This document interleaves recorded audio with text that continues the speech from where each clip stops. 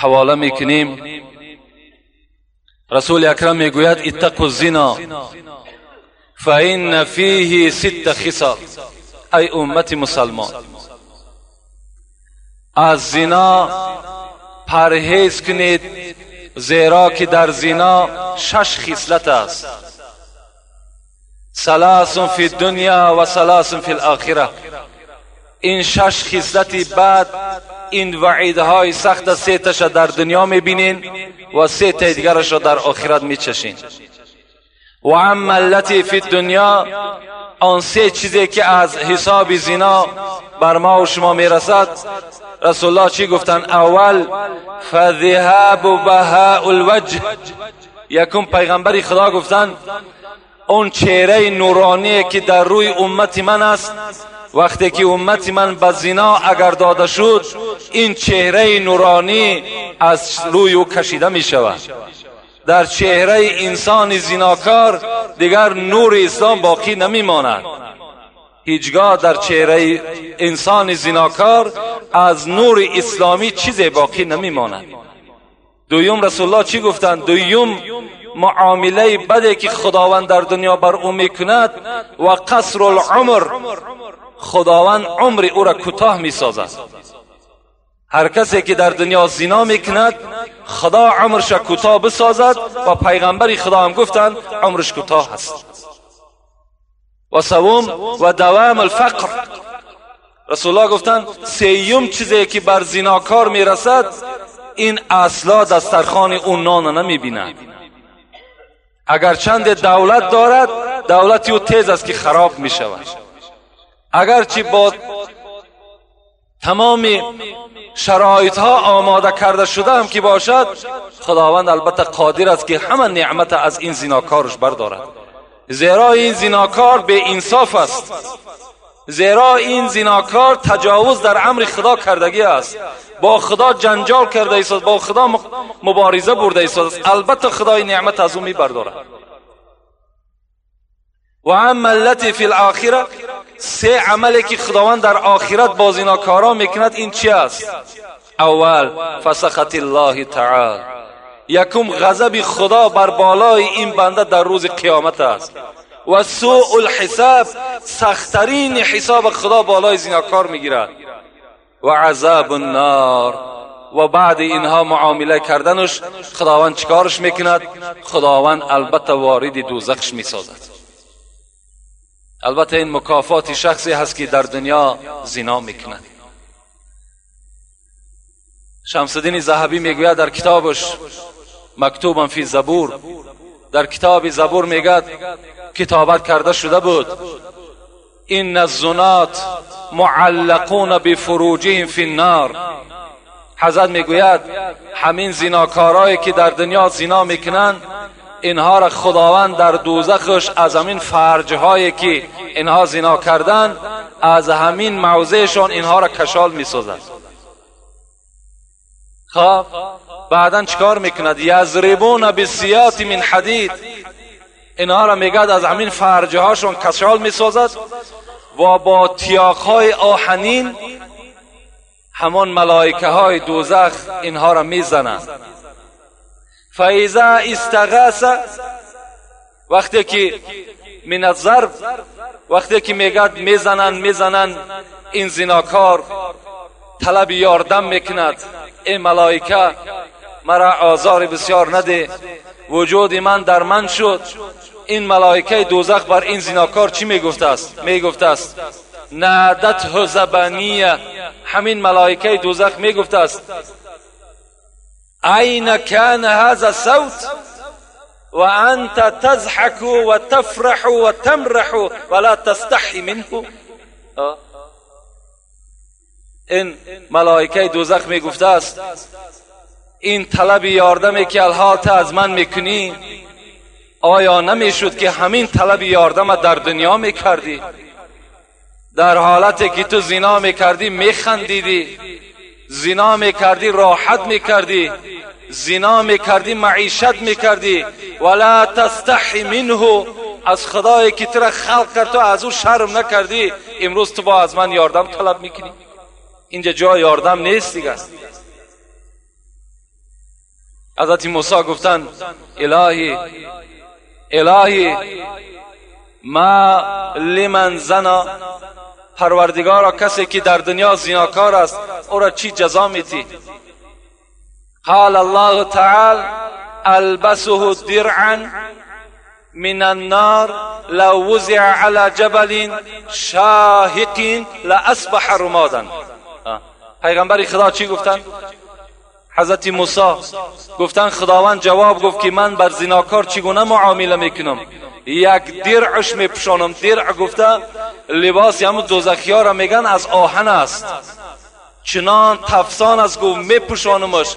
اگر همون لباس دوزخی را در بالای کوه از کوههای بلند دنیا اگر بگذارین لاصبح رمادا، قسم به عظمتی خدا که کوه را خاکستر میگرداند. همون لباس زناکار است. لکن از همه ده زنای وزنین ترین پیغمبر خدا با کی گفتن؟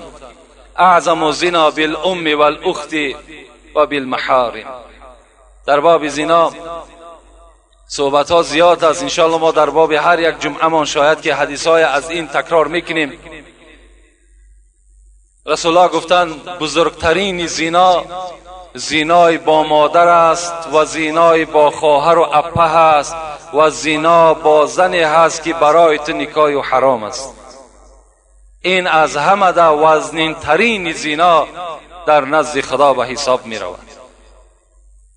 حتی حاکم می گوید و صحح فی حاکم و صحح الحاکم، در صحیح خود حاکم چی میگد؟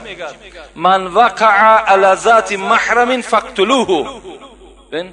حضرت گفتن اگر کدام انسانی که اگر با خواهر و اپه و آچه خود وقت زنا کرد با جز کشتن دیگر او را باید یگان راه نداشته باشد، فقط او انسان قتل کردن در کار. امروز در همین زمان ما و شما شنیدیم، با مادرم شنیدیم، با خواهرم شنیدیم، با اپه هم شنیدیم. برای چی؟ برای که ما و شما پیروی سنت پیغمبر خدا نشدیم. برای که ما و شما آن چیزی که پیغمبر خدا به ما و شما سفارش میدهد، من کان یؤمن بالله والیوم الاخر، کسی ایمانی به خدا دارد، ایمانی به روز قیامت دارد، فلا یخلون بامرأة لیس معها محرم الا ثالثهما الشیطان. ببین پیغمبر خدا میگه هیچگاه با زنی که همراه خود یگان محرمش نباشد شما تنها نشینید، زیرا این که سیوم شما شیطان می شود. شما حتی به خواهر خود، به ینگه خود، به خاله و عمه خود که اینا برای شما گرفتنشون حرام است، تنها نشستن شما را پیغمبر خدا اجازت نمیده، زیرا میگه سیوم شما شیطان است، شما را وسواس میکنه. برای چی ما و شما را اسلام امروز رخصت نمیتد؟ فرزندهایی که الکی به سین 7 میرسند جاگه های اونا را از خانه جدا کنید، جاگه پدر و مادر جدا باشد، جاگه فرزندها جدا باشد. همه برای همین است. امروز چی یک بیناموسی در ما و شما پیدا شده است؟ در خانه ما و شما وقتی یک رفیق ما و شما، یک همسایه ما و شما میآید، خدمت دسترخوان ما و شما را زن ما و شما میکند. این در کجاست آخه؟ همین ناموس است. دختری تو، خواهری تو، زنی تو نخواد در رفیق تو بیاید دسترخوان پرتاید.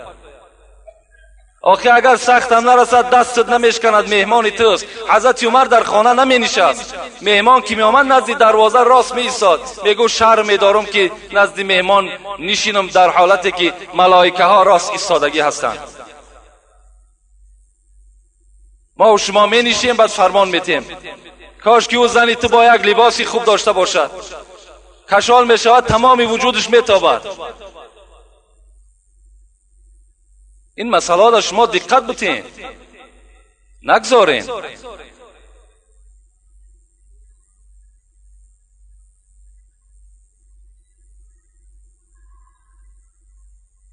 ام سلمه زن پیغمبر خدا بودن. حدیث روایت میکنن که من همراه میمونه بودم، میگه زن دیگری پیغمبر خدا. بناگاه میگه در ما تق تق شد، نگاه کردیم ام مکتوم داخل شد. رسول اکرم میگه در حال بر من گفت ام سلمه و میمونه از جا خیزین حجاب کنین، روی مال حالا بالای سر پرتاین، پیشوای برا محکم کنین. میگه ام سلمه میگه گفتم الیس هو اعمى؟ پیغمبر خدا ام مکتوم نابینا هست، چشمهاش نمیبیند. برای انسان نابینا حجاب کردن ما چی لازم است؟ وای ما را نشناسد، وای ما را نبیند. متن حدیث ما بر شما گفتم. حضرت میگه گفتن ای ام سلمه در اصل ام مکتوم نابینا هست، شما را نمیشناسد، لکن شما نابینا هستین، لکن شما ام مکتوم نمیشناسین. یعنی شما بینا هستین، شما میشناسین. نابسته وای بینا هست، نابینا هست، شما چیکار کنین؟ شما سطر اسلامی را نزد او کس رعایت کنین. برای آدم نابینا رسول اکرم زنهای خدا امر به حجاب کردن. امروز آدم بینا میدراید، باز این آدمایی که بعضی هایش که مثال در بعضی خانه مهمان میشود، خدا داناست که مثال وجودی او چگونه است. از این خاطر در این مسئله سخت با دقت باشین. اگر ما و شما نخواهیم که در بزرگترین زنا یا در پسترین زنا مبتلا شیم، این چیزهایی که از پیغمبر خدا بر شما گفتم رعایت کنیم، انشاءالله ما و شما فردا در زیر بیرق زناکارها سر نمی برداریم. شرمنده باد همون فرزند، همون جوان، همون مسلمانی که فردای قیامت در زیر بیرق زناکارها سر می بردارد. به خدا قسم عمر شما بسیار کوتاه است، شما شرمنده میشین. شما به همین یک چهره خجالتی ختان، با چشمهای همین شکسته ختان به طرف رسول اکرم نظر کردن نمیتونین. حرام با چهره شما به سوی پیغمبر. پیغمبر نظر رحمت هم به سوی شما نمیکند. پیغمبر کسی را شفاعتگر است که در جاده شرعی پیغمبر است. پیغمبر هم کسی را شفاعت میکند که طبق حدیث پیغمبر خدا رفتار میکند. شما نماز میخوانین، زنا را میکنین، نماز میخوانین، عرقخوری میکنین، نماز میخوانین، تویهای فساد میکنین، پس فردا باز طلب شفاعت کردن این خودش عیب است. در یک انسان خیانت کو، پس آن برای یاردم طلب کنین، این چی معنی دارد؟ سوره مؤمنون اگر تفسیر قرطبی را تماشا کنین، الزانی لا ینکح الا الزانیه، همین سوره مؤمنون است، آیت 14 است. والله علم همین آیت تفسیر قرطبی ده حضرت چی میگه؟ میگه من زنا، کدام مردی که اگر زنا کرد، فسخ نکاحه بینه و بین زوجتی، نکاحش بین خودش بین زنش بریده میشود. کدام مردی که اگر در تفسیر قرطبی، در تفسیر همین آیتی که الزانی لا ینکح الا الزانیه، در تفسیر همین در تفسیر قرطبی میگه که اگر کدام بچه‌ای که یا کدام زنی که اگر در زنا مبتلا شد، در حال نکاح او بریده میشود. هر فرزندی که از اینا میاد همش حرامی هستند. اختیارتون کدام راهشه که انتخاب میکنین. آن چیزی که بر من مسئولیت بود در همین 2 جمعه به شما رسانیدم. انشاءالله باوری دارم که فردا من در پیشگاه خدا جوابگر نیستم. در همین قومی که البته گوش کردن و شنیدن.